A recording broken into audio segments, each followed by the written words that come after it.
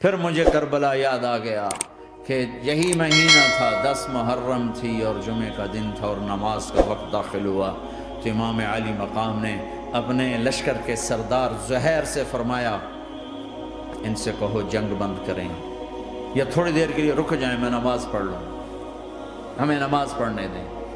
تو زہیر نے گھوڑا آگے بڑھا کر کہا شمر سے تھوڑی مہلت دو، ہم نماز پڑھ لیں، پھر تم نے جو مرضی کرنا ہے، نماز تو پڑھنے دو۔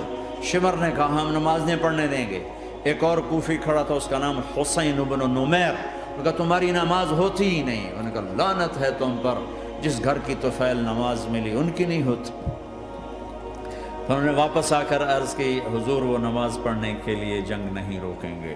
کہا اچھا پھر ہم نماز تو نہیں چھوڑ سکتے۔ میرے رب کی قسم اگر حسین نماز نہ پڑھتے تو انہیں کوئی فرق نہ پڑتا، لیکن ایک فرق پڑتا کہ پھر پیغام ادھورا جاتا، میسج ادھورا جاتا، اور میسج یہ دینا تھا کہ زیر خنجر بھی یہ پیغام سنایا ہم نے کہ ہم نے تلوار کی دھاروں کے نیچے بھی سر جھکانا ہے، اور ہم نے تڑپتے جسموں کے ساتھ بھی سجدہ کرنا ہے، اور ہم نے زخمی جسموں کے ساتھ بھی اللہ کے سامنے رکوع کرنا ہے، اور ہم نے خون آلود جسموں کے ساتھ بھی رب کے سامنے کھڑے ہو کے آنے والی نسلوں کو پیغام دینا ہے کہ نماز وہ ہے جسے اس وقت میں بھی نہیں چھوڑا جا سکتا، تاکہ کوئی یہ کہہ نہ سکے میں کیسے پڑھتا، میری جاب تھی میں کیسے پڑھتا، میری آنکھ نہیں کھلتی میں کیسے پڑھتا، میری عادت نہیں۔ اللہ کی قسم یہ جنتی نہیں تھے، جنت کے سردار تھے، صرف جنتی نہیں تھے، جنت کے سردار تھے، صرف جنتی نہیں جنت کے سردار۔ اور یہ سرداری کب ملی؟ محنت کے بعد نہیں، پہلے ہی ابھی ماں کا دودھ نہیں چھوٹا تھا کہ میرے نبی نے فرمایا حسن حسین جنت کے نوجوانوں کے سردار ہیں، اور ایسا پیار تھا کہ دونوں کو عرب سردار بچہ اٹھانا اپنی ذلت سمجھتے تھے، بچے نہیں اٹھاتے تھے، سب کے سامنے پیار نہیں کرتے تھے، لیکن آپ حسن حسین کو یہاں اٹھاتے پھر یہاں ہی نہیں اٹھاتے تھے، یہاں کندھوں پہ بٹھاتے، یہاں۔ ایک عرب بدو حیران ہو کے دیکھ لیں یا رسول اللہ یہ آپ کیا کر رہے ہیں؟ یہ کتنی عیب کی بات ہے کہ آپ جیسا سردار اور یہاں بچوں کو بٹھایا ہوا ہے۔ کہنے لگا آپ ان سے بہت پیار کرتے ہیں؟ کہا ہاں میں ان سے بہت پیار کرتا ہوں، اور صرف میں نہیں کرتا اللہ بھی ان سے پیار کرتا ہے، اور بتاؤں جو ان سے پیار کریں گے اللہ ان سے بھی پیار کرے گا، جو ان سے محبت کریں گے اللہ ان سے بھی محبت کرے گا، اللہ بھی ان سے محبت کرے۔ پھر ہم نے دعا مانگی یا اللہ جو ان سے پیار کرے تو ان سے پیار کر، جو ان سے بغض رکھے تو ان سے بغض رکھ۔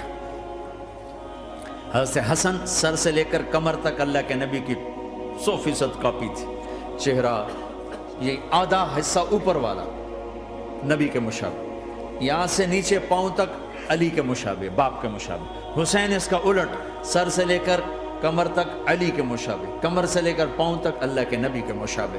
اس مشابہت پر ہمارے نبی کہا کرتے تھے حسن میرا بیٹا ہے، حسین علی کا بیٹا ہے۔ ہائے ہائے کیا کیا لاڈ لڈائے اور کیا لوگوں نے کر دیا ان کے ساتھ۔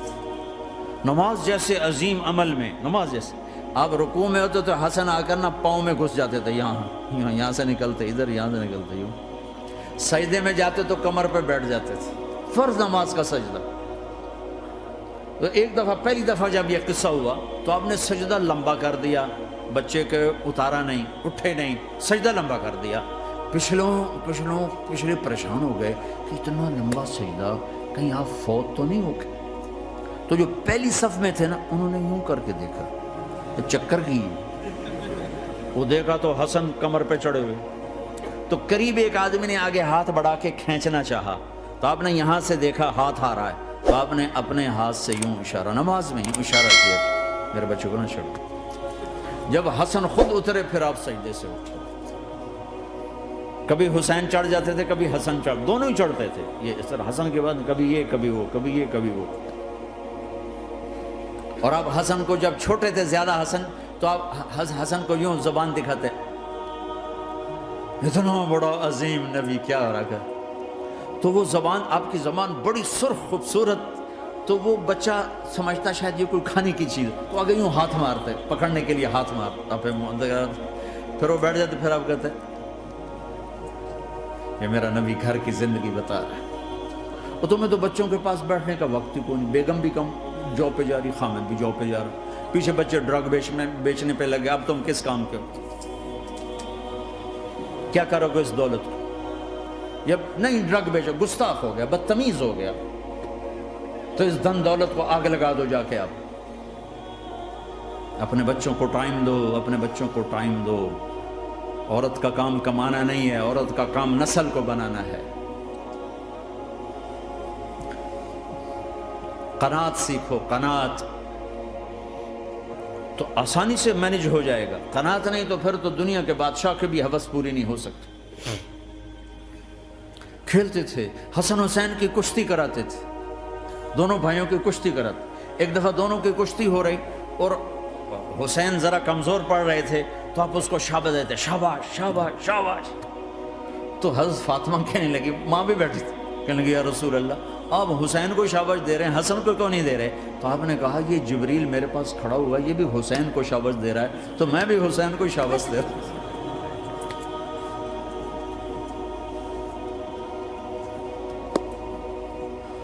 ایسی ہستیاں،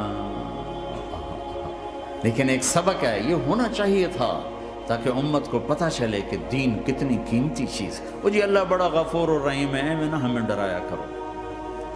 ہاں اللہ بڑا غفور الرحیم ہے، لیکن اس کا کوئی عدل بھی ہے۔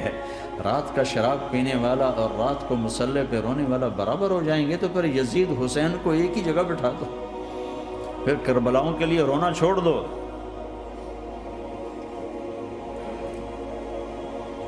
رات کو ناچنے والی، رات کو رونے والی برابر ہو جائیں گے، سود کھانے والا، حلال کھانے والا برابر ہو جائیں گے، شراب بیچنے والا اور مزدوری کرنے والا برابر ہو جائیں گے، جھوٹ بولنے والا، سچ بولنے والا برابر ہو جائیں گے۔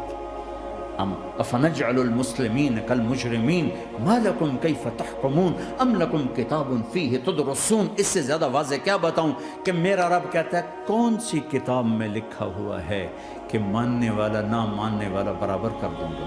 کون سی کتاب میں؟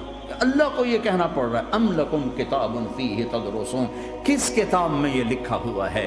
ام نجعل المتقین کالفجار، ایک بدماش اور ایک فرمانبردار کو برابر کر دوں؟ کہاں لکھا ہوا ہے؟ ایسی ہستیاں، جنگ سے پہلے اونگ آ گئی، آنکھ کھلی تو ہنسنے لگے۔ بہن نے پوچھا یہ تو ہنسنے کا موقع نہیں، کیوں ہنسے ہو؟ زینب کہا بہن اللہ کے نبی خواب میں آئے، فرما رہے ہیں بیٹا میں لینے آ چکا ہوں، تو اب نہ پڑھے نماز، اب کیا مسئلہ ہے؟ جنت کے لیے تو کرنا ہے سب، یہ جنت کے لیے تو کر رہے، اللہ کے لیے تو کر رہے کہ زر دادن و جان دادن نہ آئے از لذت دیدارش، خسرو چتواں گفتن سر دادن و جان دادن نہ دیدار خیارے۔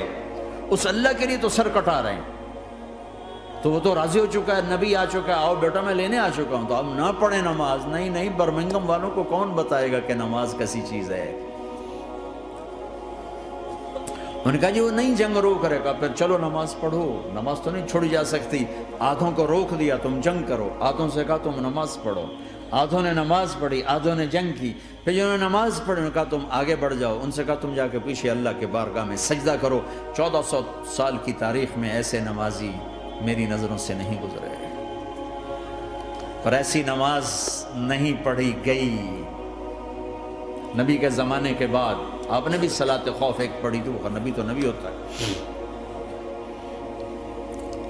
اور کیا ان کا حال تھا، خون و خون، اپنے خون سے وضو کیے یا کربلا کی مٹی سے تیمم کیے؟ جب سجدوں میں سر رکھ کے سبحان ربی الاعلی کہا ہوگا تو دھرتی میں کیا ہلچل مچی ہوگی۔